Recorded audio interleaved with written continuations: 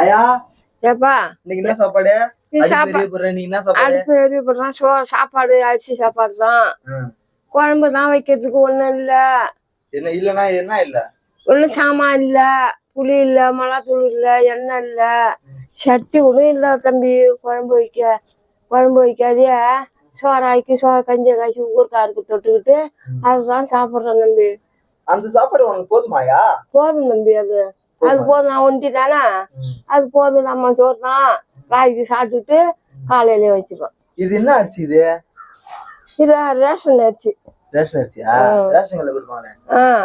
சீனி கார்டு இருக்குல்ல, சீனி கார்டு இருக்கு பாரு தம்பி, அதுக்கு கொடுப்பாங்க அந்த அரிசி வாங்கிட்டு வர்றது. அரிசி ஆனா காசு இல்ல, சும்மா ஓசியில தான். ஆமா, ஓசியில தான் வாங்கிட்டு வருது. உங்க வீட்டுல ஆனா மாட்டுல ஏசி. சரி, இது இல்லைன்னா எரிஞ்சு திறந்து கட்டாயா என்னன்னு பார்க்கலாம். ஒலை வச்சிருக்கான். ஒலையா? சோறு ஆக்கிறதுக்கு தண்ணி நீ வச்சது ஒலை. அந்த நடக்குது கொலை.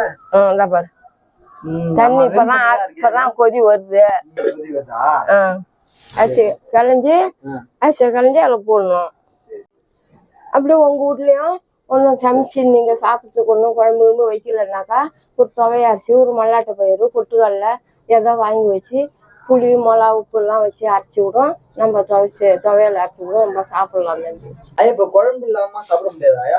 குழம்பு இல்லாம சாப்பிட முடியாதுதான். நம்ம துவையலவே அரைச்சி வச்சிருக்கோம்ல, அது தொட்டுக்கிட்டு சாப்பிட வேண்டியதுதான் தம்பி. துவை எப்படி அரைக்கிறது? துவைய மிளகா வைக்கணும்.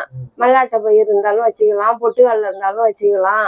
மிளகாய வச்சு அரைச்சிட்டு அப்புறமா இந்த பொட்டுக்கடலை வச்சு அரைச்சி புளி வச்சு உப்பு வச்சு அரைச்சி வச்சுட்டு நம்ம தொட்டுக்கிட்டு சாப்பிட வேண்டியதான் தம்பி. ஒண்ணு இல்லாதவங்க அப்புறம் என்ன தம்பி செய்யறது? அப்படிதான் சாப்பிடணும். சோத்து கூட தொட்டு நல்லா இருக்குமா? நல்லா இருக்கும். சரி சரி, மறக்காம சாப்பிடுறோம் நாங்களும்.